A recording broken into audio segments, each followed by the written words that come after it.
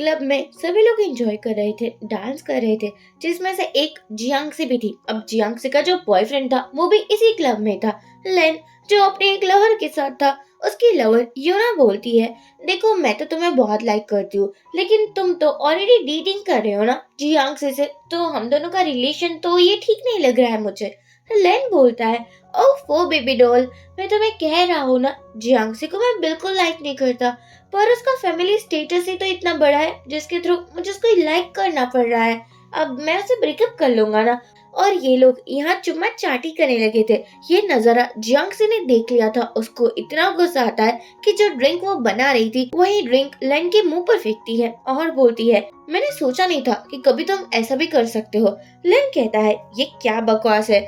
Jiangxi बोलती है, ये जो मेरी फ्रेंड है यूना, उसको तो आदत ही है मेरे लेफ्ट ओवर चीजों को खाने की। अब वो तुम्हें भी खा गई है, कोई बात नहीं, वैसे तुम दोनों एक दूसरे को बहुत डिजर्व करते हो, एक जैसे ही तो हो ना। यहाँ पर जियांगसी ने अपने एक्स बॉयफ्रेंड की पिटाई कर दी थी। इतनी पिटाई की थी कि सभी देखते ही रह गए थे। यूना बोलती है, तुम इसके साथ ऐसा नहीं कर सकती। जियांगसी एक और थप्पड़ मारकर बोलती है, मैं बहुत कुछ कर सकती हूँ, तुम लोगों को तो क्या ही पता है। जियांगसी को पता नहीं था कि इस क्लब में हाउ भी आया है। एक्चुअली हाउ, जो कि जियांगसी का क्रश था और वो बहुत सालों से सिलेक्ट करती थी। जियांगसी ने जब हाउ को प्रपोज किया था तब उसको रिजेक्शन का सामना करना पड़ा था, और इस बात से जियांगसी को इतनी हाउ से नफरत होने लगी कि वो तो उसकी शक्ल भी नहीं देखना चाहती थी। यहाँ लेन बोलता है कि तुम्हारी हिम्मत होनी ही नहीं चाहिए मुझे कुछ भी कहने की। जियांगसी कहती है, मेरी हिम्मत तो क्या, मैं तुझे दिखाती हूँ कि मैं असलियत में हूँ कौन। तूने मुझे समझ क्या रखा है, मैं कोई भोली भाली लड़की हूँ क्या? तो यहाँ से चला जा, वरना तेरी हड्डी पसली एक कर दूंगी। लेन और उसकी सो कॉल्ड गर्लफ्रेंड यूना दोनों डर चुके थे और दोनों ही यहाँ से चले जाते हैं। जियांगसी तुरंत ही अपनी फ्रेंड को कॉल करती है और अपने दुख रेज सुनाने लगी थी। ये सब कुछ दूर से नजारा हाउ भी देख रहा था। हाउ को तो जियांगसी फुल ऑफ एंटरटेनमेंट लग रही थी। जियांगसी ने कुछ ज्यादा ही ड्रिंक कर ली थी। जैसे उसकी फ्रेंड आती है वो कहती है, मैंने सुना है तुम्हें चीट कर दिया गया है ना। जियांगसी बोलती है, हाँ ऑफ कोर्स, अब ये बात तो पूरी दुनिया को पता चलनी थी ना कि लेन ने मुझ पर चीट किया है, मुझे रिजेक्ट कर दिया है, धोखा दिया है उसने मुझे। लेकिन कोई बात नहीं, मैं उसके अंकल को पटाऊंगी। उसने मुझे एक बार रिजेक्ट कर दिया है तो क्या हुआ, दोबारा मैं उसे पटाऊंगी। वैसे भी अगर मैं उसकी फैमिली में चली गई ना तो उसका जीना हराम कर दूंगी। लेन कमीने को मैं तो ठीक से सांस भी ना लेने दूं। फ्रेंड बोलती है, अरे तुम उसके अंकल, ओ हाँ जाओ की बात कर रहे हो ना, लेकिन उसने तो बेबी डॉल तुम्हें रिजेक्ट कर दिया था। जियांग से बोलती है, तो क्या हुआ, एक बार ही तो रिजेक्ट किया था, और तब तो मैं सिर्फ 17 साल की थी। अब उस टाइम तो फिर तो मुझे पता नहीं था ना कि प्यार की रियल डेफिनेशन क्या है। फ्रेंड कहती है, अब बस भी कर दो, जाओ, यू ग्रुप का मालिक है और मुझे नहीं लगता कि वो तुम जैसे लड़की को कभी भी लाइक करेगा। चियांगशी बोलती है, मुझ में क्या कमी है, मैं इतनी तो सुंदर हूँ और अमीर फैमिली से भी तो हूँ ना। नहीं नहीं, तुम मुझे बिल्कुल नहीं समझोगी, इतनी ड्रंक थी कि कुछ समझ ही नहीं आ रहा था उस बंदी को तो। वो कहती है, तुम यहीं पर रहो, मैं ड्रिंक लेकर आती हूँ। फ्रेंड सोचती है, इतनी ड्रंक है लेकिन फिर भी अपना फोन नहीं भूला। असिस्टेंट बोलता है, भला ये लड़की किस गधे की बुराई कर रही है, और वो कौन ही गधा है जो इतनी सुंदर लड़की को रिजेक्ट कर सकता है। उसको क्या पता था वो जिस गधे की बात कर रहा था वो उसी का बॉस है। चियांगसी आकर सोचती है, अब मैं क्या करूँ, जाओ को कैसे पटाऊं, मुझे उससे शादी करनी है, मुझे वही चाहिए, तभी मैं लेन को बता पाऊंगी कि मुझे कोई रिजेक्ट नहीं कर सकता, मैं उस पर चीट करूंगी, वो कौन होता है मुझ पर चीट करने वाला। बेचारी कुछ ज्यादा ही अपसेट हो रही थी। जैसे ही वो जा रही थी उसको जाओ मिलता है। जियांगसी कहती है, तुम कौन हो? जाओ कहता है, तुम जिससे शादी करना चाहती हो उसकी शक्ल भी याद नहीं है क्या? जियांगसी ध्यान से देखती है, एक तो वो ड्रंक थी और ऊपर से चक्कर भी आ रहे थे। वो समझ जाती है, अरे तुम तो जाओ हो ना, तुम यहाँ कैसे आए? गधे, तुमने मुझे रिजेक्ट किया था, मैं तुम्हें नहीं छोड़ने वाली। जाओ बोलता है, हाँ हाँ, तुम अभी कितनी रोमांटिक बातें कर रही थी वो मैं सुन ही रहा था। जियांगसी सोचती है, ओफो, इतने सालों के बाद ये कितना हैंडसम हो गया है ना, वाह कितना अट्रैक्टिव भी हो गया है, इसके मसल्स भी तो कितने अच्छे हो गए। नहीं नहीं, मैं इसको लाइक नहीं कर सकती, इसने मुझे रिजेक्ट किया था। और यहाँ से चली जाती है। जैसे ही अपने टेबल पर आती है वहाँ पर जियांगसी का अंकल था जो कुछ ज्यादा ही गुस्से में था। उसको भी जियांगसी के हालत के बारे में पता चल ही चुका था।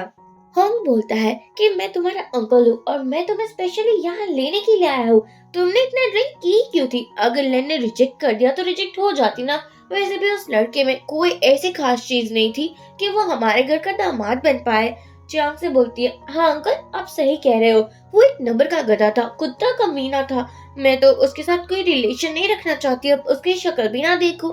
यहाँ ये सुनकर हमको अच्छा लग रहा था, तभी उसका फ्रेंड आ जाता है जो और कोई नहीं लेकिन जाओ ही था। यानी कि जियांगशी को अपने अंकल के फ्रेंड पर क्रश था और वो सोचती है, ओफो मैं कितनी गंभीर मुसीबत में फंस चुकी हूँ, ये क्या हो रहा है भगवान मेरे साथ। एक तरफ मेरे अंकल है और दूसरी तरफ मेरा लॉन्ग टाइम क्रश जिसने मुझको रिजेक्ट कर दिया था। नहीं, मैं यहाँ से भाग जाना चाहती हूँ। जियांगशी होंग को बोलती है, क्या मैं यहाँ से जा सकती हूँ? होंग कहता है, अगर ग्रैंडपा को ये सब कुछ पता चल गया ना तो तुम्हारी हड्डी पसली एक हो जाएगी बेटे, तो चुपचाप यहीं पर रहो और मेरे साथ ड्रिंक एंजॉय करो। हाँ बेचारी जियांग यहीं पर फंस चुकी थी और ड्रिंक को भी जबरदस्ती एंजॉय करना पड़ रहा था। तभी हाउ बोलता है, अरे मैंने अभी अभी देखा तुमको रिजेक्ट कर दिया ना, ये देखकर बहुत दुख हुआ मुझे। एक्चुअली वो तो टीज कर रहा था जियांगशी को, क्योंकि उसको पता था कि जियांगशी हाउ को कितना हेट करती है, जस्ट बिकॉज हाउ ने उसको रिजेक्ट किया था। इसलिए तो वो उससे इतना दूर दूर रहती थी और हाउ को देखकर ही पता चल रहा था, और उसको तो जियांगशी बहुत टाइम पहले से ही पसंद है। तभी होंग को इमरजेंसी हॉस्पिटल में जाना पड़ता है क्योंकि वो डॉक्टर था और होंग ने बोला था अपने फ्रेंड को कि भतीजों को तुम घर पर छोड़ देना। यहाँ अब हाउ को तो ये बात माननी ही थी ना, ऑफ कोर्स, क्योंकि उसको भी तो जियांगसी के नखरे उठाने बनते थे। वो उसको उठा कर ले ही जा रहा था। तभी जियांगसी बोलती है, तुम कौन हो वैसे, तुम मुझे टच क्यों कर रहे हो? मैंने तुझे बोला था क्या हेल्प के लिए? तो यहाँ से चला जा। हाउ बोलता है, अरे तुम मुझे आप बोल रही थी ना। जियांग से बोलती है, नहीं मुझे घर नहीं जाना, अगर मुझे इस हालत में ग्रैंडपा देखेंगे तो बहुत डांटेंगे। हाउ बोलता है, अब मैं तुम्हें कहाँ पर लेकर जाऊँ? जियांग से कहती है, ऑलवेजली बात है, होटल लेकर चलो, देखो मैं आपके लिए डांस भी कर सकती हूँ। वो बहुत फनी सा डांस करती है जिसको देखकर हाउ तो खुद को स्माइल करने से रोक ही नहीं पा रहा था, और जैसे ही जियांग से गिरने वाली थी हाउ उसको एक हीरो की तरह बचा लेता है। जियांग से हाउ के फेस को देखकर सोचती है, वाओ यार तुम कुछ ज्यादा ही हैंडसम हो। देखो इतना हैंडसम होना भी तो क्राइम है ना, मुझे नहीं लगता कि तुम्हें कोई लड़कियां छोड़ती होगी, आगे पीछे मंडराती होगी। हाउ बोलता है, अब बहुत हुआ, तुम्हें मैं घर लेकर चलता हूँ। जियांग से बोलती है, अरे मैंने अभी अभी तो डांस किया था, होटल लेकर चलो ना, घर मुझे नहीं जाना, मुझे किसी की डांट नहीं सुननी, ग्रैंडपा मुझ पर बहुत गुस्सा करेंगे। हाउ कहता है, चलो ठीक है होटल ही लेकर चलता हूँ। जाओ जियांगसे को होटल रूम में लाता है कि पूरा होटल भी जाओ का ही था। यहाँ पर वो बेचारा तो जियांगसे की सैंडल भी निकाल रहा था, कितना जेंटलमैन बिहेवियर है ना, लेकिन जियांगसे को हैवानियत दिखानी थी। जियांगसे बोलती है, तुम्हारा फेस इतने सालों में इतना हैंडसम हो कैसे गया, तुम मुझे ये सीक्रेट बता सकते हो क्या? हाँ तो बेचारा समझ ही नहीं पा रहा था कि इस बंदी को हो क्या गया है, पी ली है तो पूरी पागलों जैसी हरकत कर रही है। जियांगसी हाउ को बेड पर लाती है और कहती है, तुम मेरे पास ही रहो ना। जियांगसी जाओ को तो छोड़ ही नहीं रही थी, कह रही थी प्लीज मेरे पास रहो ना। जाओ बोलता है, do you still like me? Jiang से बोलती है, ऑफ कोर्स, तुम्हारे पीछे तो पागल हो, और वो उसे किस कर लेती है और यहाँ पर जाओ भी कंट्रोल नहीं कर पाता और बोलता है, ये रिस्पॉन्सिबिलिटी तुम्हारी होगी। ये दोनों नाइट स्पेंड करते हैं। मॉर्निंग में जियांग से सोचती है, ओफो पागल पागल पागल लड़की हूँ मैं एकदम। अरे यार कितनी पीने की क्या जरूरत थी कि तू इस बंदे के साथ है जिसकी शक्ल भी मैं पूरी लाइफ में नहीं देखना चाहती थी। नहीं नहीं, मुझे लगता है कि इस बंदे ने ही मेरा एडवांटेज उठाया होगा, वरना मैं तो सीधी सादी शर्मीली लड़की हूँ, ऐसा कोई कांड कर ही नहीं सकती। वो भाग रही थी लेकिन यहाँ पर जाओ को थप्पड़ मारने के लिए आती है। जैसे ही हाथ उठाती है जाओ की आँख खुल चुकी थी। वो कहता है, तुम क्या कर रही हो? जियांग से कहती है, अरे नहीं नहीं कुछ नहीं कर रही हूँ, एक्चुअली मुझे लगा ना कि हम अडल्ट हैं तो ये सब कुछ होना बहुत नॉर्मल सी बात है ना। सियाओ जियांग से को बेड पर लाता है और क्लोज होकर बोलता है, तुमने मेरा एडवांटेज उठाया है। जियांग से बोलती है, अरे ये डायलॉग तो मुझे चिपकाना था ना। जाओ बोलता है, नहीं नहीं ये डायलॉग मुझे ही चिपकाना था, क्योंकि कल रात जो हुआ है ना वो मैंने नहीं तुमने ही स्टार्ट किया था, तुमने मेरी इज्जत लूट ली है। जियांग से बोलती है, अच्छा मुझे कुछ याद क्यों नहीं आ रहा, लेकिन धीरे धीरे उसको सब याद आ रहा था, बेचारी को रोना ही आ रहा था। वो बोलती है, अरे मैंने इतनी ड्रिंक कर ली थी पर तुम तो ड्रंक नहीं थे ना, तुमने मुझे टच भी कैसे किया? जाओ बोलता है, मैं तो एक मैन हूँ ना, कब तक खुद पर कंट्रोल करूंगा। और वैसे भी तुम मेरा इतना क्लोज आ रही थी, इतनी फ्लर्टिंग कर रही थी, तब मैंने सोचा कोई बात नहीं, थोड़ी बहुत फ्लर्टिंग हम भी कर लेते हैं। जियांग से बोलती है, लेकिन तुमने जो किया ना वो फ्लर्टिंग नहीं थी, वो कुछ और ही था। जाओ बोलता है, तो क्या हुआ? अच्छा तो चलो हम शादी ही कर लेते हैं, मैं शावर लेकर आया। जियांग से सोचती है, इतने सीरियस मैटर के बीच में इसको शावर लेने जाना है, मतलब क्या ही हो चुका है इसको। सेवा बोलता है, क्या तुम साथ में शावर लेना पसंद करोगी? जियांग से बोलती है, नो थैंक्स अंकल, आप खुद ही शावर ले लीजिए। और बाद में अपनी ड्रेस को देख रही थी जो पूरी तरीके से फट चुकी थी। यहाँ जियांग से को तो जाओ पर बहुत गुस्सा आ रहा था कि इस कमीने ने मेरी ड्रेस भी फाड़ दी है। जाओ शावर से आता है और बोलता है, हाँ वो कल गलती से फट चुकी थी, कोई बात नहीं, तुम मेरी शर्ट पहन लो, मैं तुम्हारे लिए दूसरा ड्रेस मंगवा देता हूँ। जियांग से बोलती है, हाँ क्यों नहीं, वैसे ये होटल रूम किसका है? जाओ बोलता है, तुम इसको मेरा पर्सनल रूम ही समझ लो, वैसे मैं तुम्हें किसी और होटल रूम में नहीं लाया हूँ। जियांग से शावर लेने के लिए चली जाती है और यहाँ पर भी जियाओ को बहुत बुरा भला बोल रही थी, गालियां दे रही थी, कह रही थी कि इसने तो मेरी लाइफ ही बर्बाद कर दी है, पर मैं भी भोली भाली लड़की तो हूँ नहीं, इसको बिल्कुल नहीं छोड़ने वाली। जैसे ही जाओ डोर खोलता है, सामने उसका फ्रेंड होंग था। होंग बोलता है, एक्चुअली मैं बहुत टायर्ड फील कर रहा हूँ, तो सोचा तुम्हारे रूम में ही आ जाता हूँ। यहाँ जाओ को तो डर लग रहा था कि कहीं ये अंकल जियांगसी को देख ना ले, और होता भी कुछ ऐसा ही है। जैसे ही जियांगसी आती है, होंग उसे देख लेता है, वो उसे मारने को भाग ही रहा था, लेकिन जाओ उसको पकड़ लेता है और कहता है, अब बंद भी कर जाओ यार तुम। होंग को सभी सच्चाई पता चल चुकी थी। उसको थोड़ा बहुत गुस्सा तो आता है कि ऐसा कैसे कर सकते हो जाओ, तुम तो रिस्पॉन्सिबल मैन हो ना, तुम्हें मेरे भतीजे में ऐसा क्या ही दिख चुका है जो तुम उससे शादी करना चाहते हो?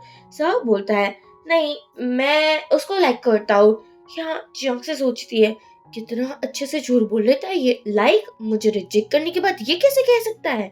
और सोचती है, इन दोनों के बीच में मैं कहाँ ही फंस चुकी हूँ। हाँ बोलता है, अच्छा तो ठीक है, तुम दोनों का चक्कर कब से चल रहा था? जाओ बोलता है, 3 सालों से चल रहा था, लेकिन मैं तुम्हें बताने ही वाला था। हम बोलता है, जियांगसी तुम तो मुझे सच्चाई कह सकती थी ना, मैं तुमसे 1 ही साल बड़ा हूँ, हम दोनों फ्रेंड्स जैसे थे। अंकल मुझे मत समझो, अपना फ्रेंड ही समझती। जियांगसी बोलती है, अंकल ऐसा कुछ नहीं है, मैंने इसको प्रपोज किया था 3 साल पहले, लेकिन मैं रिजेक्ट हो चुकी थी, तो मुझे नहीं लगता कि हम दोनों के बीच में कोई अफेयर था। और मुझे शादी करने का भी अभी कोई शौक नहीं है, अभी मैं बस 20 साल की हूँ, और इतनी टीनेज एज में कौन ही शादी करता है। तभी होंग को कॉल आता है उसके ग्रैंडपा का। होंग बोलता है, ग्रैंडपा ने तुम दोनों को बुलाया है, तो जल्दी से घर आ जाना, और शादी तो करनी ही होगी। जैसे ही होंग जाता है, हमारा जियाओ जियांगसे के क्लोज आने लगा था। जियांगसे बोलती है, देखो आज मेरे साथ ना कुछ उल्टा सीधा मत कर लेना, छोड़ूंगी नहीं, पिटाई कर दूंगी। लेकिन हमारा जियाओ तो जियांगसे की केयर कर रहा था, एक्चुअली उसको लग चुकी थी तो मल्लम पट्टी लगा रहा था। जियांगसे बोलती है, हम दोनों ही अडल्ट है, तो कल रात जो भी वन नाइट स्टैंड हुआ था मुझे कोई फर्क नहीं पड़ता, एक्चुअली मैं तो माइंड भी नहीं करूंगी, प्लीज मुझे तुमसे शादी नहीं करनी है। जवाब बोलता है, हाँ हाँ मुझे भी कौन सा तुमसे शादी करनी है, मैं तुम्हारे घर तो आऊंगा ही ना। लेकिन जाओ ने तो डिसाइड कर लिया था कि वो जियांगसी से शादी कर कर ही रहेगा। जियांगसी ने फ्लाइट्स भी बुक करवा ली थी क्योंकि वो यहाँ से भागने की तैयारी पर थी, लेकिन जैसे ही जा रही थी उसको यूना मिल जाती है। यूना फिर से जियांगसी का मजाक बनाने लगी थी कि अच्छा तो तुम इस होटल से निकल रही हो, कल रात किसके साथ थी? किसी कॉल बॉय के साथ थी क्या, या फिर किसी वेटर के साथ? जियांगसी को तो गुस्सा आना ही था ना। वो तो यूना का मुंह ही बंद करवा देती है और कहती है, मैं तुम्हारी तरह थोड़ी ना हूँ कि किसी को भी चीट कर दूंगी। यार मुझे इतनी लो स्टैंडर्ड समझ कर रखा है, प्लीज यार मुझे अपने आप से ना दूर करो और कंपैरिजन झूठ मूठ का मत लगाओ। यहाँ यूना चिल्लाने लगी थी कि तुमने मुझे थप्पड़ मारा है तो मैं तुम्हें पुलिस स्टेशन भिजवाऊंगी, जेल भिजवाऊंगी, कॉल करती हूँ अभी। जियांग से प्यार से बैठते हुए बोलती है, ऑफ कोर्स तुम किसी को भी कॉल कर सकती हो, मैं भी कोई छोटी मोटी फैमिली से थोड़ी ना आती हूँ। यहाँ यूना अपनी मम को कॉल कर देती है और कहती है जियांग से कि अब मजा आएगा। जियांग से बोलती है, यार तुम अभी भी बच्ची ही रहोगी, बात बात पर अपनी मम्मा को कॉल कर देती हो, यार तुम तो रूतलू बेबी निकली। और बाद में जियांग से अपने अंकल को कॉल करती है और कहती है कि यहाँ जल्द से जल्द लॉयर को भेज दो, मैंने कुछ गड़बड़ कर दी है। होंग बोलता है, अब तो तुम्हारे पास हस्बैंड भी है ना, उसको कॉल करो, मुझे नहीं। ये सुनकर तो जियांगची को और भी गुस्सा आ जाता है कि ये पता नहीं क्या ही कर लेगा अंकल मेरा। तभी यहाँ यूना की मॉम आ जाती है। यूना तो एक्टिंग करने लगी थी कि देखो ना, जियांगसे ने मेरी पिटाई कर दी, उसने मुझे बहुत इंसल्ट की है, आप कुछ करते क्यों नहीं हो। तभी यहाँ जाओ आ जाता है, जिसको देखकर जियांगसे सोचती है ये यहाँ क्यों आ चुका है। ओफो यार, ये भी ना मेरी हेल्प करने आया होगा, मेरे पीछे दीवाना होकर पड़ा हुआ है बेचारा। यूना को लगा था कि जाओ उसके लिए आया है, क्योंकि जाओ तो लन का अंकल था। जाओ बोलता है मैं तुम्हारे लिए बिल्कुल नहीं आया हूँ, मैं तो जियांग के लिए आया हूँ। जियांग से बोलती है मुझे किसी के सपोर्ट की जरूरत नहीं है, वैसे भी तुम्हारे बहुत सारे प्राइवेट फोटोज ना मेरे पास है, तो मुझे जेल भेज दो, कोई प्रॉब्लम नहीं है। लेकिन अगले दिन हॉट न्यूज में अगर वो तुम्हारे फोटोज दिख गए तो मुझे ब्लेम मत करना। अब योना की मॉम थोड़ी बहुत तो स्मार्ट थी ही ना, वो कहती है नहीं नहीं ऐसा कुछ मत करना, हमें कोई केस वगैरह नहीं करना है। असिस्टेंट सोचता है मुझे पता नहीं था प्रेसिडेंट की वाइफ इतनी कमाल की और इतनी ढांसू निकलेगी, क्या दिमाग चलाया है। वैसे हाँ हाँ, प्रेसिडेंट इतने स्मार्ट है तो इसका भी स्मार्ट होना कंपलसरी है ना। यूना की मॉम तो पीछे हट चुकी थी और यहाँ से जा भी चुकी थी। जिया बोलता है कि मैं आज तुम्हारे लिए स्पेशल ले आया हूँ, मुझे लगा ही था कि तुम कुछ गड़बड़ कर दोगी। जियांग से कहती है मैंने कोई गड़बड़ नहीं की, तुम ना ज्यादा स्मार्ट मत बनो। जिया बोलता है वैसे तुम्हारे अंकल का कॉल है। यहाँ पर जियांग से बोलती है क्या अंकल आप आए ही नहीं, मुझे किसी ने परेशान कर दिया था। होंग बोलता है मैंने तुम्हारे वुड बी हस्बैंड को तो कॉल कर दिया था ना, वो आ चुका होगा, और तुम्हारे हेल्प के लिए अब जाओ ही काफी है। मेरा क्या है, मैं तो हॉस्पिटल में फंसा हुआ हूँ ना। और हाँ, भागने की बिल्कुल मत सोचना, ग्रैंडपा ने तुम्हारा क्रेडिट कार्ड ब्लॉक कर दिया है, तो चुपचाप घर पर आ जाओ। साहब बोलता है अब तो तुम्हें मुझसे कोई बचा नहीं सकता, मेरे अलावा तुम्हारे पास कोई ऑप्शन ही नहीं है।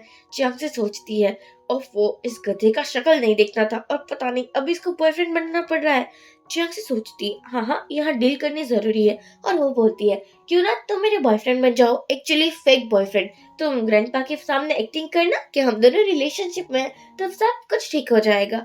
जिया बोलता है लेकिन इसमें तो फायदा तुम्हारा ही है ना, मेरा थोड़ी ना है, मुझे कोई एक्टिंग नहीं करनी। जिया असिस्टेंट को बुलाता है और बोलता है पहली बार मैं अपने ससुराल जा रहा हूँ, बहुत सारे गिफ्ट तो चाहिए होंगे ना, जल्दी से प्रिपेयर कर दो।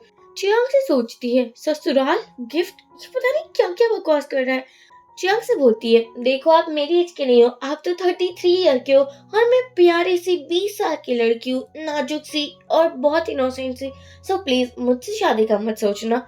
जा बोलता है मैंने तो कभी कुछ सोचा ही नहीं है तुम्हारे बारे में, लेकिन हाँ कल रात मैंने बहुत एंजॉय किया है और मैं ऐसी शाम हर रात बिताना चाहता हूँ। जियांग से सोचती है हाय कितना बदतमीज लड़का है ये, मैंने सोचा नहीं था कि ये ऐसा निकलेगा, कुत्ता कमीना। यहाँ जाओ बोलता है तो अब क्या करना है। जियांग से कहती है तुमने जितने भी गिफ्ट लिए ना, मैं उसके पैसे तुम्हें दे दूंगी। जाओ बोलता है ठीक है, हम वीचैट में ऐड हो जाते हैं और इसी बहाने मैं तुमसे बातचीत भी कर लूंगा। अब हम देखते हैं जियांग के घर पर ग्रैंडपा, जिसको तो जाओ कुछ ज्यादा ही अच्छा लग रहा था क्योंकि वो तो उसको पहले से ही जानते थे ना। ग्रैंडपा बोलते हैं तूने तो मुझे बताया भी नहीं, जियांग ऑलरेडी बॉयफ्रेंड बना कर रखा है और कल रात भी तुम उसी के साथ थी। हाँ मैं बूढ़ा हो चुका हूँ तो तुम मुझे कुछ भी बात नहीं बताती, वैसे मैं इतना ऑल माइंडेड भी नहीं हूँ, मुझे ये देखकर अच्छा लगा कि तुमने अपने लिए एक हैंडसम और हॉट सा बॉयफ्रेंड ढूंढा है और जो अच्छा खासा कमाता भी है। जियांग से तो बेचारी डरी चुकी थी कि हाय अब मुझसे मौसम का क्या ही होगा। ग्रैंडपा बोलते हैं अब तुम दोनों कल रात साथ में थे, यानी कि तुम दोनों के बीच में बहुत ज्यादा प्यार है, तो क्यों ना तुम लोगों की बहुत जल्दी शादी करवा दी जाए। जियांग से कहती है ग्रैंडपा ये शादी तो नहीं हो सकती ना, क्योंकि अभी तो मुझे ग्रेजुएशन भी करना है। ग्रैंडपा बोलते हैं तो बॉयफ्रेंड बनाने से पहले नहीं सोचा था कि ग्रेजुएशन बाकी है, और वैसे भी मैंने सुना है कि कल रात तुम दोनों ही होटल रूम में थे, और मुझे लगता है कि क्या क्या हुआ है वो मैं समझ ही चुका हूँ, इसलिए शादी तो करनी होगी। शादी के अलावा तुम्हारे पास कोई ऑप्शन नहीं है, तुम जाओ को इतना लाइक करती हो तो शादी करने में क्यों शर्मा रही हो मेरी बिटिया रानी। जियांग से सोचती है बिटिया रानी बोलकर मुझे मेड बनाने पर तुले हैं मेरी ग्रैंडपा। ग्रैंडपा जाओ से पूछते हैं कि तुम शादी के लिए रेडी तो हो ना, कोई प्रॉब्लम तो नहीं है ना, अगर प्रॉब्लम हो भी तो मुझे बता देना। जियांग से बोलती है मुझे प्रॉब्लम है ग्रैंडपा, आप मेरी भी तो बात सुन लीजिए ना। ग्रैंडपा बोलते हैं नहीं अब तुम्हारी कोई भी बात नहीं सुनी जाएगी, शादी तो तुम्हारी होकर ही रहेगी। कल रात तुम होटल रूम में थी और बोल रही हो शादी नहीं करनी है, ये तुम्हारी रेपुटेशन का सवाल है बेटा। जियांग से सोचती है इस बार मैं बहुत बुरा फंस चुकी हूँ।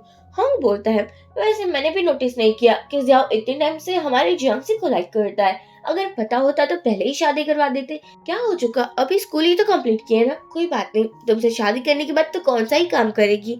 अब सभी लोग डिनर कर रहे थे। जियांग से सोच रही थी किसी भी हालत में इससे बचना होगा। मैंने ड्रिंक की थी और मैंने वो गलती तो नशे में की थी ना, कौन सा होशो हवास में की थी। चियांग से बोलती है, ग्रैंडपा मुझे आज तो अब्रॉड जाना है। ग्रैंडपा बोलते हैं, तुम्हारी स्कूल तो कंप्लीट हो चुकी है, अब कहाँ जाना है। चियांग से बोलती है, वो मैंने एक एक्स्ट्रा कोर्स के लिए ना प्लानिंग की हुई है, तो मुझे अब्रॉड तो जाना होगा, इसलिए शादी 2-3 साल बाद हम कर देते हैं ना। जियाओ बोलता है, नहीं ग्रैंडपा, इतने टाइम तक मैं बर्दाश्त नहीं करूंगा जियांग से दूर रहना, शादी तो कल ही होकर रहेगी।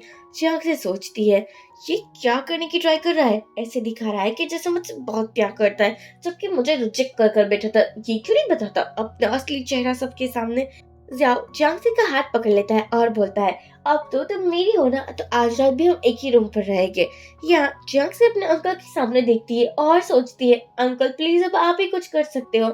होंग बोलता है, ग्रैंडपा मुझे लगता है कि अभी जियांगसी की शादी नहीं करवानी चाहिए, अभी तो वो 20 साल की है ना, और जाओ की एज भी तो 30 साल के अराउंड ही होगी ही, तो मुझे लगता है आपको सोचना चाहिए एक बार।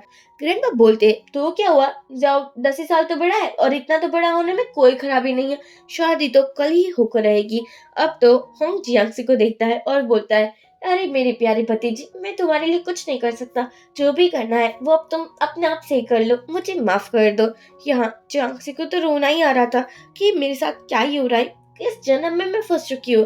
और ग्रैंडपा बोलते हैं, मुझे तुम दोनों का प्यार देखना है, आफ्टर ऑल इतने सालों से तुम रिलेशनशिप में थी, एक दूसरे को खिलाओ ना खाना। फिर क्या था, जियांग से तो जियाओ को स्पाइसी फूड खिलाती है, क्योंकि जियाओ को स्पाइसी फूड पसंद नहीं था। और वैसे हमारा जाओ भी पीछे रहने वालों में से थोड़ी ना था, वो भी जियांग से को ऐसा ऐसा फूड खिलाता है जो उसे पसंद नहीं था। ये लोग प्यार से खिलाने का नहीं, लेकिन कंपटीशन ही हो रहा था, लिटरली घमासान हो रही थी। ग्रैंडमा बोलते हैं, बहुत हुआ, अब तुम दोनों जाकर सो जाओ, वैसे भी जियाओ आज रात जियांग से तुम्हारे रूम में ही रहेगा। जियांग से बोलती है, क्या ग्रैंडपा, आपको मेरी इज्जत का बिल्कुल ख्याल नहीं है क्या, ऐसे किसी पराये मर्द को ऐसे मेरे रूम में नहीं रहना चाहिए। ग्रैंडपा बोलते हैं कि ज्यादा ना एक्टिंग मत करो, अब जाओ तो तुम्हारा हस्बैंड ही होने वाला ना, कल मॉर्निंग में ही तुम लोगों को मेरे सर्टिफिकेट लेना है। फिर क्या था, जैसे ही जियांग से रूम में आती है वो बोलती है, तुम सोफे पर सो जाना, मैं बेड पर सो जाऊंगी। जियांग बोलता है, मैं सोफे पर कंफर्टेबल फील नहीं करता। जियांग से बोलती है, तो फ्लोर पर सो जाना। जियांग बोलता है, मैं तुम्हारा हस्बैंड होने वाला हूँ, तुम मुझे फ्लोर पर सोने को कैसे कह सकती हो। जियांग से बोलती है, ठीक है तो बेड पर सो जाना, मैं सोफे पर सो जाऊंगी, मुझे तो कोई प्रॉब्लम नहीं होगी। बाद में जियांग से शावर लेने के लिए जाती है, तभी होंग रूम में आया था। वो कहता है, तुम जियांग से ऐसी शादी नहीं कर सकते, वो बहुत नखरीली है, तुम्हें उसके बहुत नखरे उठाने पड़ेंगे। जियाओ कहता है, अरे मैं जियांग से को बचपन से ही जानता हूँ और मुझे पता है कि उसके कितने नखरे हैं, तुम टेंशन मत लो। होंग बोलता है, लेकिन तुम्हारा और तुम्हारे डैड का रिलेशन कैसा है तुम्हें पता है ना, तुम्हें लगता है कि तुम जियांग से को सेफ फील करवा पाओगे। जियाओ बोलता है, तुम मुझे इतने सालों से जानते हो, तुम अभी भी डाउट कर रहे हो, देखो मैं जियांग से को बहुत संभाल कर रखूंगा, तुम उसकी टेंशन बिल्कुल मत लो। अब क्या था, होंग अंकल भी मान जाता है और कहता है, हाँ वैसे भी मेरी भतीजी को तुमसे अच्छा लड़का नहीं मिल सकता। जियांग से को बाथरूम में पता चलता है कि वो अपना पजामा लाना तो भूल ही चुकी है। बेचारी सोचती है, अब मेरा क्या होगा, कहीं उस साहिल की नजर मुझ पर पड़ गई तो मैं क्या करूंगी, ओह नो। और बाद में देखती है रूम में तो कोई है ही नहीं, तो बाहर आ जाती है और सोचती है, जियांग मुझसे डरकर भाग चुका होगा, वैसे भी उसको तो मेरे बारे में पता चल चुका होगा ना, मैं डिसेंट लड़की तो बिल्कुल नहीं हूँ। जैसे ही वो पीछे मुड़ती है, वहाँ पर जियाओ था। यहाँ जियांग से कहती है, अरे तुम भाग नहीं चुके हो क्या। जियाओ कहता है, मैं किससे भागूंगा, मेरी प्यारी वाइफ यहाँ है, हॉट सी वाइफ। अब तो जियांग से ही भाग जाती है। जियांग से ब्लैंकेट निकाल रही थी, जियाओ उसकी हेल्प करता है और कहता है, मैं शावर लेने जा रहा हूँ। जियांग से बेड पर आकर सोचती है, इतनी अच्छी लाइफ थी मेरी, सिंगल रहती थी और मौज में रहती थी, पहले लेन ने बर्बाद की, फिर उसके अंकल जियाओ ने बर्बाद की, मेरी तो लाइफ ऐसे ही बर्बाद हो जाएगी, मैं क्या ही करूंगी। जैसे ही जियाओ आता है शावर लेकर, जियांग सी तो सो ही चुकी थी और उसको देखकर जियाओ को बहुत अच्छा फील होता है। वो जियांग सी को बोलता है कि तुम बेड पर क्यों सोई हो, तुमने तो बोला था ना कि काउच पर सोओगी। जियांग सी कहती है, हाँ हाँ मैं काउच पर ही जा रही थी, मैं बस सोच रही थी यहाँ थोड़ा आराम कर लेती हूँ। तभी बिजली कड़कने लगी थी और हर एक ड्रामे की तरह हमारी इस हीरोइन को भी तो बिजली से डर लगता था ना, और यही तो मौका है जाओ के पास जब वो जियांग से के क्लोज जा सकता था। वो बोलता है, बेबी डॉल, मैं तुम्हारे क्लोज आ जाता हूँ। वैसे तुम्हें डर लग रहा है तो क्या हुआ, मैं तुम्हारा हस्बैंड हूँ। और वैसे कल रात भी तो हमने एक ही बेड शेयर किया था ना। अब ये लोग बहुत क्लोज होकर सो चुके थे। जैसे ही जियांग से उठती है, वो तो भूल ही चुकी थी कि आज उसकी शादी थी। यहाँ जियाओ उसके लिए मिल्क लेकर आया था और बोलता है जल्दी से पी लो, हमें मैरिज सर्टिफिकेट लेने भी जाना है। बेचारे जियांग से के मुंह से तो मिल्क ही निकल जाता है। और यहाँ पर मैरिज ऑफिस में ये दोनों बहुत दूर खड़े थे। वो फोटोग्राफर बोलती है आप शादी करने ही आए हो ना, डाइवोर्स नहीं। तो प्लीज यार चिपक के खड़े हो ना, थोड़ा अच्छा फोटो आएगा। ये नजारा हम भी इंजॉय कर रहा था। वो तो सभी फोटोज लेकर अपने दादाजी को भी भेज देता है और शादी की बात बोलता है। अब फाइनली जाओ तुम हमारे दामाद बन चुके हो। यहाँ जियाओ बोलता है हाँ हाँ, वैसे तो मुझे लगा नहीं था कि कभी मैं तुम्हारी फैमिली में शादी करूंगा, पर यार जियांग से मुझे इतनी पसंद थी, मैं क्या ही करती। जियांग से बोलती है एक्चुअली जब तक मेरा ग्रेजुएशन नहीं हो जाता ना, तब तक मुझे नहीं लगता कि शादी के बारे में किसी को भी बताना चाहिए। जियांग बोलता है ओके वाइफी। जियांग से बोलती है ये क्या वाइफी वाइफी लगा कर रखा है, देखो मुझे अपने नाम से बुलाओ। जियाओ बोलता है ओके वाइफी। जियांग से को तो गुस्सा ही आ चुका था कि ये मेरा पीछा नहीं छोड़ने वाला। अब सभी लोग घर आ चुके थे, ग्रैंडपा बहुत ज्यादा खुश हो रहे थे और जियाओ को तो बहुत ज्यादा इम्पोर्टेंस मिल रही थी। लेकिन तभी जियांग सी को लाइन का कॉल आता है। वो बोलता है मैं तुम्हारे घर के पास हूँ और मुझे तुमसे कुछ बात भी करनी है। जियांग सी सभी को बोलती है मैं अभी आई, मेरा एक फ्रेंड आया है ना। और यहाँ पर जियाओ भी बोलता है मुझे लगता है जियांग सी के पीछे पीछे मुझे भी जाना चाहिए। जैसे ये दोनों चले जाते हैं, ग्रैंडपा होंग को बोलते हैं अब तुमने देखा नहीं क्या, तुम्हारी भतीजी ने भी शादी कर ली, अब तुम्हारा शादी करने का क्या इरादा है, या फिर पूरी लाइफ सिंगल ही रहना है। होंग सोचता है अब इस जियांग किसी के चक्कर में मैं भी फंस चुका हूँ क्या। जियांग से जैसे ही आती है बाहर उसको लैन मिलता है। वो सोचती है मेरी आंखें बिल्कुल अंधी हो चुकी थी जो कि मैंने इसको देखा नहीं। यार इसमें ऐसा है ही क्या जो मैंने इसको डेट किया, ना ही शक्ल है और ना ही अक्ल। और वाह, इसकी ड्रेसिंग सेंस का तो जवाब ही नहीं है, भिखारी से भी गंदे कपड़े पहने हैं। और वहाँ कहाँ मेरा हस्बैंड जियाओ, कितना सुंदर दिखता है, एकदम परफेक्ट बॉडी है, सिक्स पैक का तो क्या ही जवाब नहीं। इतनी अच्छी बॉडी को छोड़कर मैं इस कच्चे के मुंह कैसे लग चुकी थी। तभी लेन जियांग से के पास आकर बोलता है तुम क्या सोच रही हो। जियांग से बोलती है रिग्रेट कर रही हूँ कि मैं अंधी कैसे हो चुकी थी जब मैंने तुम्हें डेट किया था। लेन बोलता है एक्चुअली यूना ने मुझसे ब्रेकअप कर लिया है, वो तुम्हारी फ्रेंड है ना, इसलिए अब वो मुझे डेट नहीं करना चाहती है। आई नो तुमने उसको कुछ लड़ाई वगैरह की है ना, चलो मेरे साथ माफी मांगने। जियांग से बोलती है क्या तुम पागल वागल हो चुके हो क्या, हम दोनों का ब्रेकअप हो चुका है, तुम्हारी उस गधी गर्लफ्रेंड यूना से मेरा कोई लेना देना नहीं है, तो मेरे पीछे मत आओ और मैं किसी से भी कोई माफी नहीं मांगने वाली। लेन बोलता है ऐसे कैसे माफी नहीं मांगोगी, तुम्हें माफी मांगनी ही होगी। जियांग से बोलती है हाँ हाँ अभी बहुत बोल रहे हो, अगर मेरा हस्बैंड आ जाएगा ना तो तुझे पता भी नहीं चलेगा तेरी हड्डी कहाँ टूटी और तेरी पसली कहाँ टूटी।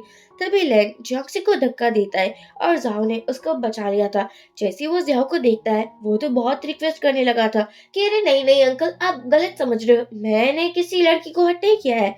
जियाओ लैन को बोलता है अभी के अभी तुम यहाँ से चले जाओ वरना मैं तुम्हें छोड़ने नहीं वाला, और तुझे पता है ना मैं क्या क्या कर सकता हूँ। लैन तो डर चुका था और तुरंत ही यहाँ से भाग जाता है। जियांग से सोचती है हाय कितना अच्छा हस्बैंड है, मुझे ऐसा ही तो हस्बैंड चाहिए था जो हर एक मुसीबत से मुझे बचाए, बिल्कुल प्रिंस चार्मिंग के जैसे। ओफो मैं क्या बकवास सोच रही हूँ। फिर सोचती है मैं अपने हस्बैंड के बारे में ही तो सोच रही हूँ, मुझे शर्माने की क्या जरूरत है। जाओ बोलता है तुम ठीक तो हो ना।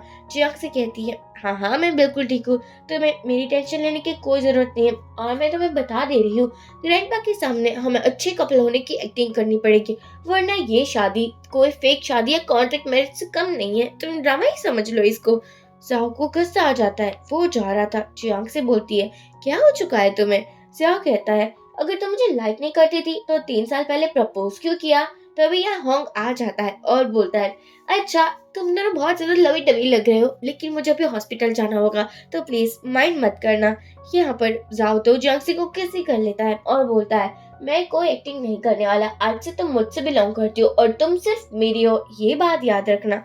तभी यहाँ जियाओ को भी ऑफिस से कॉल आ जाता है और जियांग को भी यूना की मॉम का कॉल आया था। वो कह रही थी कि मैं तुमसे मिलना चाहती हूँ। जैसे ही जियाओ अपने केबिन में आता है, वहाँ पर उसके पापा थे, जिसको जियाओ बिल्कुल लाइक नहीं करता था। पापा कहते हैं, टॉम ग्रुप की बेटी टिंग के साथ मैंने तुम्हारी एंगेजमेंट फिक्स कर दी है। तो जियाओ बोलता है, एक्चुअली मेरी लाइफ के डिसीजन मैं ही लूंगा, तो आपको ना ज्यादा इंटरफेयर करने की जरूरत नहीं है। यहाँ पापा को गुस्सा आ रहा था, लेकिन उसके हाथों में कुछ भी नहीं था, वो कुछ नहीं बोल पाते। जियांगसी यूना और उसकी मम से मिलने के लिए आती है। एक्चुअली यूना की मम चाहती थी कि जियांगसी यूना के सभी फोटोज और जो वीडियोस थे उसके पास उसको डिलीट कर दे और उसके बदले वो पैसे भी देती है, 5 मिलियन, और बोलती है, प्लीज देखो, ये यूना की लाइफ का सवाल है। अगर फोटो गलती से भी वायरल हो गई, इस बेचारी की जिंदगी का क्या ही होगा, तुम समझ सकती हो। जियांग से बोलती है, सॉरी टू से आंटी, लेकिन मैं कुछ समझना नहीं चाहती। आपकी बेटी किसी सुरपंखा से कम थोड़ी ना है। और हाँ, कब पता नहीं कौन सी चाल चल दे, मुझे भी तो कुछ अपनी सेफ्टी के बारे में सोचना होगा ना। तो ये मैं फोटोज तो डिलीट नहीं कर सकती। यहाँ पर जियांग से यूना और उसकी मॉम दोनों का ही मुंह बंद करवा देती है। लेकिन यूना को बहुत गुस्सा आ रहा था कि तुम कैसे सोच सकती हो कि तुम जाओ के साथ थी तो तुम उसकी गर्लफ्रेंड बन जाओगी। क्या तुम्हें नहीं पता कि उसकी ऑलरेडी एंगेजमेंट फिक्स हो चुकी है टॉम ग्रुप से, तो तुम इतना इतराओ मत। और हाँ, वैसे तुम्हारा अंकल है ना, वो भी क्या ही कर लेगा। मुझे नहीं लगता कि तुम कभी भी मुझसे आगे निकल पाओगी। जियांग से बोलती है, नहीं नहीं, तुम गलत समझ रही हो मुझे। यार, मुझे किसी के साथ चीटिंग नहीं करनी, एटलीस्ट तुम्हारे जैसे। जियांग से जा रही थी, तभी यूना बोलती है, जाओ की बहुत जल्दी शादी हो जाएगी, फिर मैं देखती हूँ तुम्हारा एटीट्यूड कैसे बनता है। अब क्या था, फिर से जियांग से क्लब में आ चुकी थी और यहाँ पर अपने हस्बैंड की इतनी बुराइयां करती है, इतनी बुराइयां करती है कि मैं क्या ही बताऊँ। फ्रेंड तो हैरानी हो चुकी थी कि यार, रोज रोज मुझे यही सुनने को मिल रहा है। तभी जाओ आता है और जियांग को उठा कर लेकर जाता है, बिल्कुल हीरो स्टाइल में। लेकिन कोई उसकी फोटो ले रहा था, ये और कोई नहीं लेकिन टिंग थी। टिंग बोलती है कि मुझे इस लड़की के बारे में सब कुछ पता लगाना होगा। जियांग से जाओ से बोलती है, तुम्हारी एंगेजमेंट फिक्स हो चुकी है, फिर मुझसे शादी क्यों की, मेरी लाइफ बर्बाद क्यों की। जाओ कहता है, क्या बात है मेरी वाइफी, मुझे लगा नहीं था कि इतनी जल्दी तुम्हें जेलसी फील होगी। वैसे लगता है तुम भी मुझे प्यार करने लगी हो, तभी तो इतना जलन के मारे ड्रिंक करने आ चुकी थी। जियांग से कहती है, नहीं ऐसा कुछ नहीं है, मैंने मना किया ना।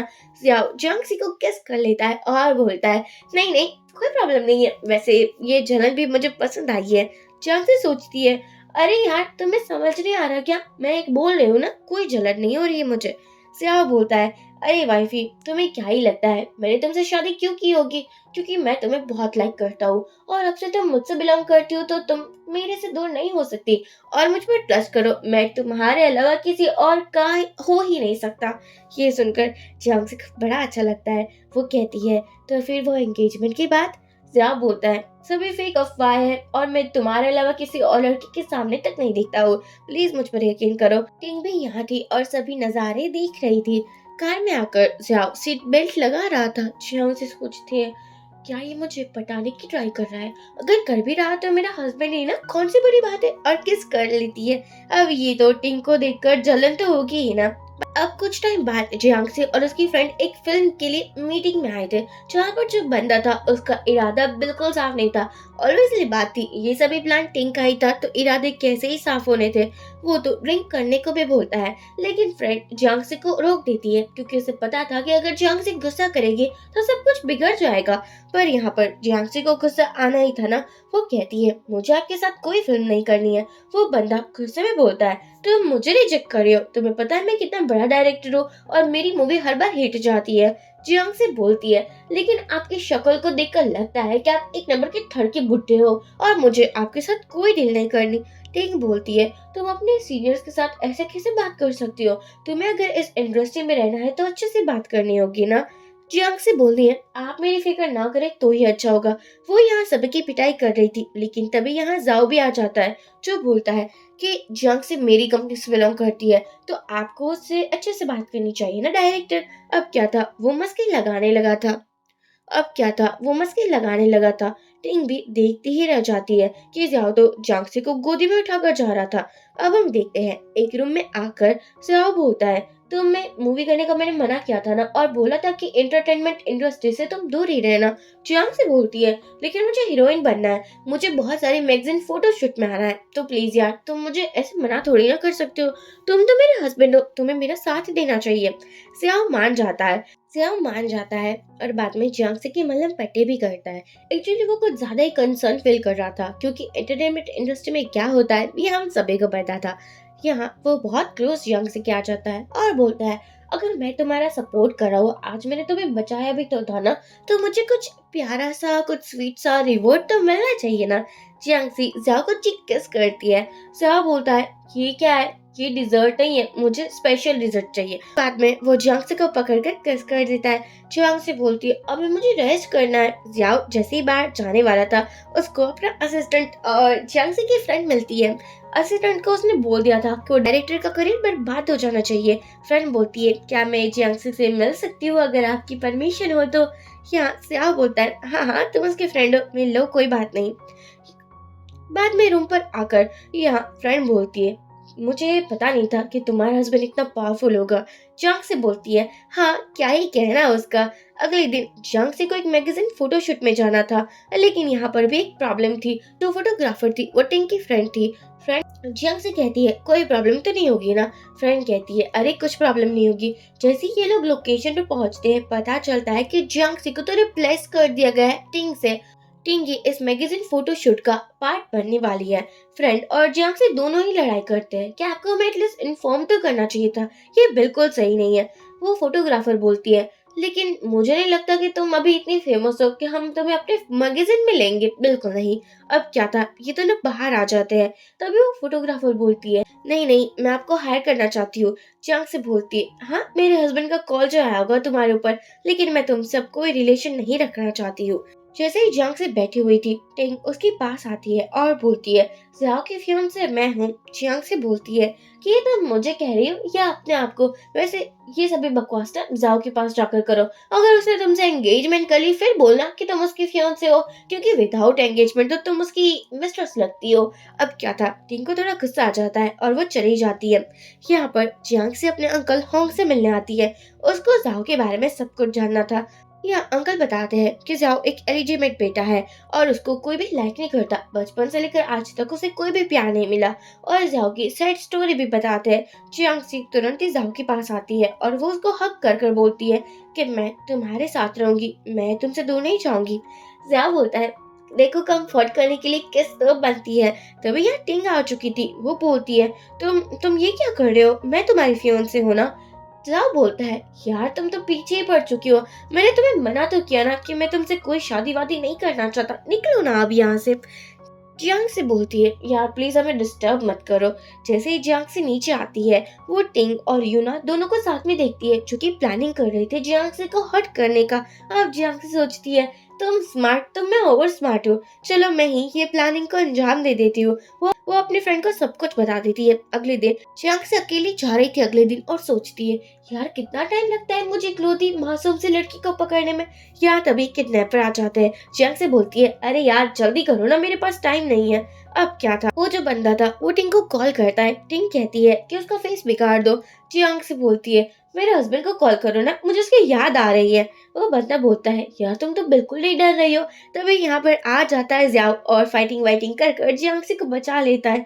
लेकिन उसके बीच में जियांग को भी लग चुकी थी। ये लोग हॉस्पिटल में थे। जियाओ बोलता है, तुम ठीक तो हो ना। जियांग कहती है, हाँ बिल्कुल ठीक हूँ। टिंग आती है तो जियांग कहती है, वैसे इसी ने सभी प्लान किया था और मेरे पास एविडेंस भी है, तुम चाहो तो मैं तुम्हें दे सकती हूँ अभी। यहाँ टिंग तो डर के मारे जा ही चुकी थी। जियांग बोलती है, अब तुम भी ऑफिस जाओ। अब हम देखते हैं कि बोर्ड ऑफ डायरेक्टर की मीटिंग थी, जहाँ पर जियाओ के पापा उसको प्रेसिडेंट की पोस्ट से निकालना चाहते थे, लेकिन जियाओ ने इतना ज्यादा प्रॉफिट दिया था कि कोई उसको निकाल ही नहीं पाता। जियांग भी जियाओ से मिलने के लिए आ चुकी थी। वो उसको कॉन्ग्रेचुलेट कहने वाली थी और थोड़ा बहुत रोमांस तो बनता ही है ना। और तभी फिर से टिंग आ जाती है। जियांग बोलती है, और वो यार तुम हमें कितनी बार डिस्टर्ब करोगी। और ये लोग इनके सामने ही थोड़े बहुत क्लोज आने वाले थे, लेकिन तभी पापा आकर बोलते हैं कि तुम्हें शादी टिंग से ही करनी होगी। जाओ कहता है अब देखो पापा आप भी निकल जाओ, मुझे नहीं लगता कि आपका यहाँ कोई भी काम है। हाँ जैसे ही पापा जाते हैं जियांग तो जाओ को किसी करने लगी थी और ये नजारा देखकर तो टिंग को भी जाना पड़ता है। रात में जियांग और उसकी फ्रेंड एक पार्टी में आई थी। यहाँ पर एक ड्रिंक के बाद जियांग को बहुत नशा होने लगा था। आता है और बोलता है देखो इसके लिए कोई मेडिसिन नहीं है, तुम्हें पता है ना क्या करना होगा, मुझे लगता है तुम्हें थोड़ा रोमांटिक होना चाहिए। सियाओ कहता है जल्दी से निकलो, मेरा मूड स्पॉइल मत करो। और वो जियांग को किस करता है और ये लोग एक रोमांटिक नाइट स्पेंड करते हैं। जियांग को तो बहुत अच्छा लग रहा था कि उसको कितना केयरिंग हस्बैंड मिला है ना। जियाओ बोलता है देखो मैं सब कुछ ठीक कर दूंगा, तो मेरी टेंशन मत लो। और अब तो हमें पता चलता है कि जियाओ ने पूरी कंपनी को भी टेक ओवर कर लिया था। जियांग के ग्रैंडपा और अंकल दोनों ही उसको फिल्म इंडस्ट्री से दूर रहने को बोल रहे थे। तभी यहाँ जियाओ आता है, जियांग से उसे किस कर लेती है और बोलती है यार अभी तुम आ गए, तुम इकलौते हो जो मुझे सपोर्ट करते हो। इन दोनों के ये रोमांटिक मोमेंट देखकर यहाँ अंकल और ग्रैंडपा गॉगल्स लगाकर चले ही जाते हैं। जियाओ बोलता है तुम्हारे फैमिली का ज्यादा ही सपोर्टिव है और दोबारा किस करता है। बाद में हमारे जियांग को न्यू एक्टर का अवार्ड मिल रहा था। यहाँ जियांग से बोलती है कि मैं अपने हस्बैंड को आज इंट्रोड्यूस करना चाहती हूँ। तभी जियाओ आता है और सभी को पता चल जाता है हमारे जियांग का हस्बैंड कौन है। इसी के साथ ये ड्रामा एंड हो जाता है। कमेंट के थ्रू जरूर बताइए कि आपको ये ड्रामा कैसा लगा। प्लीज वीडियो को लाइक और चैनल को सब्सक्राइब करना ना भूलें। Bye bye.